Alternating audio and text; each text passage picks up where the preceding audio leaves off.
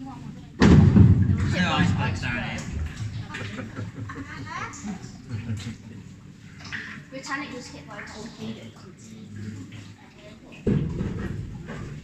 So as of right now, it doesn't look like much, definitely not a cavern. In order to get there, we do have to follow in history's footsteps. So we're currently travelling down an 18th century lead mine. Opened in 1771, and was open on and off for about 20 years.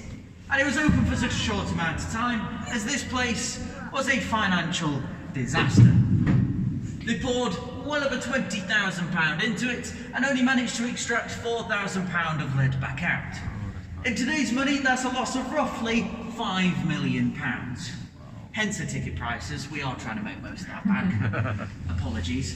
But back in the day, it was due to the Duke and Duchess of Devonshire. They owned the land above our head, and randomly one day, because they wanted more money, they said there was lead in it. In truth, they hadn't got a Scooby. But they forced the locals to pay a big sum of money in order to earn all the profits out of here. And they fell for that, and they dug in a completely straight line for 3/4 of a mile, of which they only found 3 veins of lead. The first one of those veins will be coming up before the next light, and it is called the Little Winster vein. It's named after Winster, the 7-year-old boy in charge of mining it. Wait, what? You start working down here from the age of 5 upwards. Oh my god. As soon as you're tight, you can fit into tight spaces and your fingers were nimble enough to do things. Lots of scrapes. So just before this next light, where those drops are coming from, just there, but it's directly in the light, and it's illuminated at the bottom. What? So it's here. Oh, so that's where. That's the little ore vein. Oh, How did people get in there? because it's small. Yeah, because he's small, he's 7 years old. That's why it's that size, because he dug it out himself. Oh. What's this thing? And we found all of his tools at the bottom as well, in a little hidey hole he had. What happened to Winston? Well, little Winster at the front, he would have a pick in his hands, a bucket round his neck for any lead he collected, and a candle perched in his mouth. But that candle wasn't made out of wax, it was made out of a substance called tallow. And tallow is boiled down sheep's fat and fire ash. That mixture in his mouth, as it burnt away, made a horrible stench, and eventually dripped into his mouth, rotting his teeth, his gums, and eventually his stomach lining. And sadly for poor Winster, it was tallow poisoning that killed him just shy of his 14th birthday. If you reach over the age of 20 down here, you are ancient. It does mean I'm reaching my expiry date. Thanks for the sympathy. Well, there is another boat, as you can probably hear. It's shouting and blaring down there. Causes quite a dilemma. As I've already proven, this canal is barely wide enough for one boat, let alone two. So whilst we're going full speed towards the other boat, any ideas? Just random battleships. Well, like, there's going to be like a underground water, see if you could ram them all the way back. I'm not too keen on that. I mean, we could swap boats. These planks move. Oh. Although if you fall in, the water is 3 degrees. It's What? rather cold, I know myself. Boots. Oops. Maybe something you use on a road, a single track road.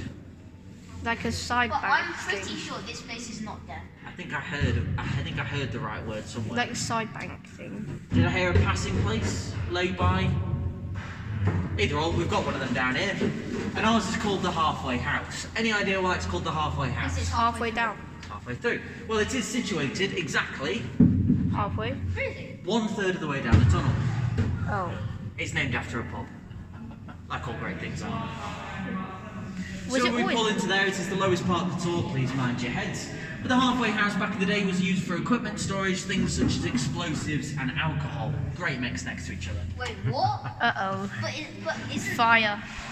the halfway house? It was a pub, so I bet there was alcohol.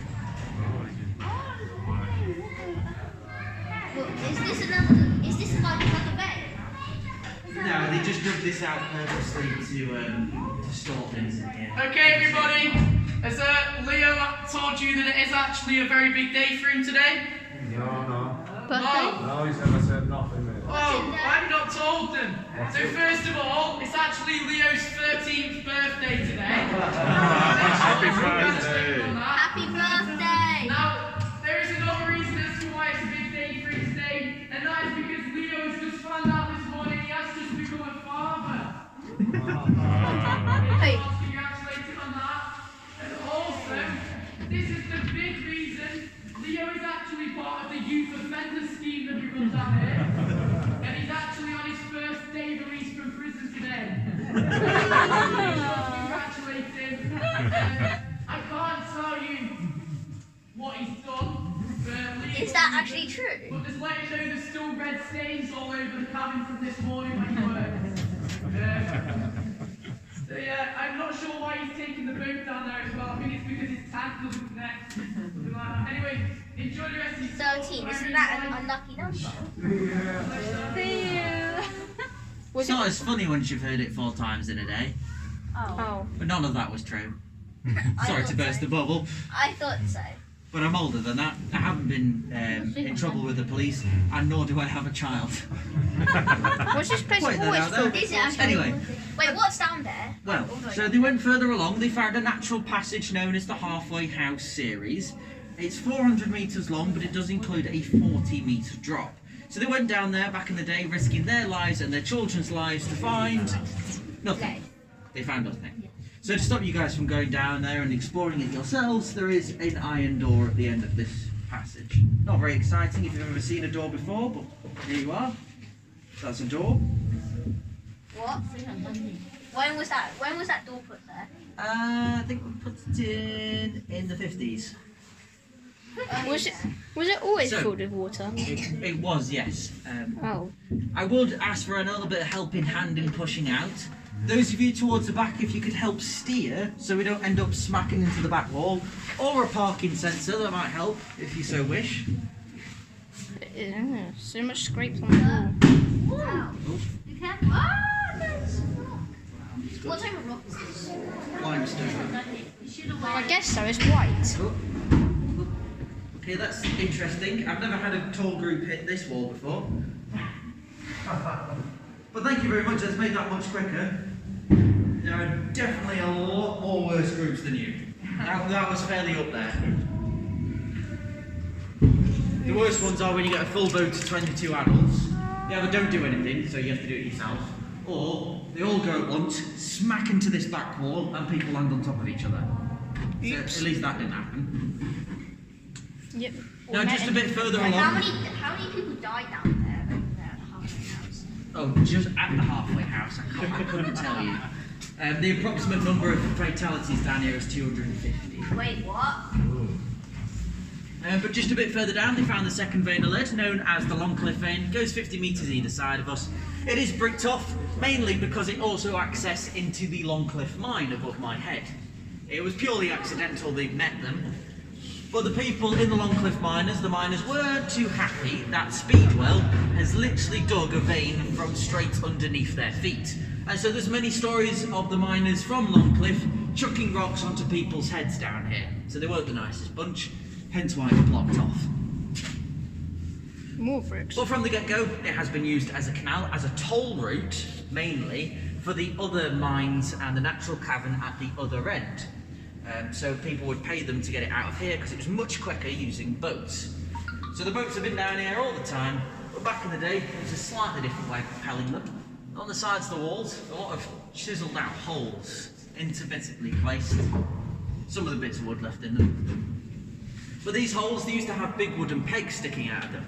And it was the lady's job of the family to be sat on top of coffin-sized wooden boats and to use these wooden pegs to monkey bar their way up and down the canal, transporting the tools, lead and any dead rock. And it was a highly efficient system. Now from 1791 up until the 1930s, this place did lay abandoned. And in the 1930s, it was my boss's granddad that bought this place to use as tours. And so the first things on his mind were to remove these pegs and then to get a boat down here and propel it. Now, it didn't have electric motors either, so he had to do something slightly different. And we still have to do it the old-fashioned way if these motors die. And I'll point them out right now, they're not very reliable, so it might happen. But I'll show you what we have to do. This is why I've given you a bench gap. Oh. And this is quite literally called legging it. Quickest way in and out without a motor. That's its only benefit. Got plenty of cons such as falling in, back pain. All you guys can see is a talking derriere. And you're rather lucky that I didn't have curry last night. Otherwise this would be the devil's arse. So bearing that in mind, it's a good job we have a working motor. For now.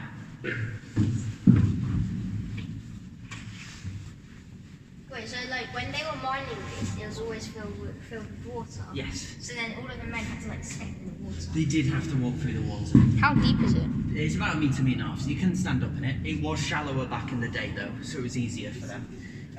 The only thing that I don't know is that they dammed off areas to start blasting, or if they kept the water in at that point. I'm not entirely sure on that. Wait, so they just mined this whole thing? Mm-hmm. Completely straight line. Yeah, but then how did it fill with water? Naturally, through water, from rainwater. And just come through This the wall? this rock is very soft. It's like a sponge, so it just comes through. Oh, Now- that's where the water was. On the sides of the walls are evidence of how it was made. A lot of semicircular white grooves chiseled out everywhere. Yeah. Yeah, all these are blast holes, well, remnants of blast holes. They're not exactly blast holes, otherwise they'd be quite pathetic if you can still see them. So the blast holes were located in the middle, and these things around the outside, they're called feather marks or feather holes. The idea of them is once you took a blast, the feathers should fracture the rock and manipulate it in the kind of direction and shape that you designed. So in their case, a completely straight line and in a full circle. And they did a very good job of it. And the blast holes in the middle, they would have been filled with black powder, a much more reactive and cheaper version of gunpowder, bunged up with a bit of clay, a piece of straw for a fuse, and once they lit it, they had about 30 seconds to spare their lives. What? So that's how a lot of people That's how a lot of people died, yeah. Now, alternatively, they could have used a rope fuse, but one of those back in the day would come out in your wages, and nobody was willing to. So eventually, they asked their boss if they could build a safety hole, something similar to the halfway house. So they asked for 2 weeks of paid work to blast one out. Now, what the boss gave them was 2 days to do it by hand, and they weren't being paid. So the safety hole is designed for well more than 5 miners. But here it is, the brand new halfway house. Is it That's a bit small. Is it halfway now? Or is it? No. So it's still And we're trying to test the theory if 5 people could fit in there. We managed to get 3 tall guys before the third one squealed as he got wet. So admittedly a bit shy. But just further down, they found the saving grace, the third and final vein. Known as the poor man's, they didn't get much more than a bucket load out of it, hence the name. But they kept on digging past the vein of lead, behind their boss's back, to use it as a safety hole, quite rightly. Well, the poor man's is more well known today as being Derbyshire's one and only beach. Get on your left. It's a beach. It's actually sand. Sort of. So that's another safety hole that We're now accepting bookings for your staycation if you so wish. Wait. So we're on the way to the cavern. On the way to the cavern, I do like to spew out as much facts as possible. It annoys me if I can't actually tell you guys the facts about the place, so I get it out of the way. Mainly because some people are dragged down here by their children, and they don't want to hear a bloke at the front of the boat blather on all the way through. So most of the facts are done and over with. On the way back, it's more for you guys to ask questions, if you want me to repeat anything, or if you just want to sit back, relax, and enjoy the atmosphere. But before all that happens, we do have to get to the cavern. And as I'm aware, there are people down there, so don't look them in the eyes, because we have no idea how long they've been in there. They could be quite feral. Particularly the tour guide, he will bite. So once you get off the boat, steer clear of them. They will steal our boat, and hopefully we'll fetch another one on the way back. Oof. Wait.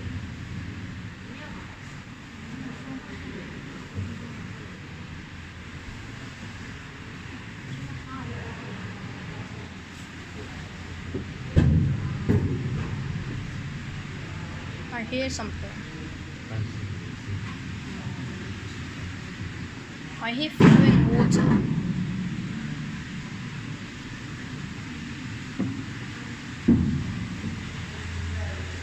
Our friend's gonna die.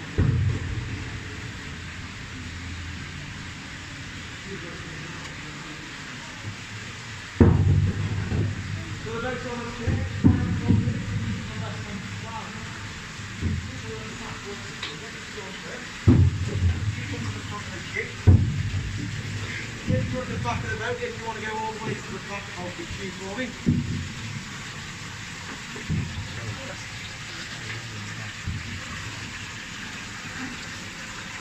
When you're ready, just mind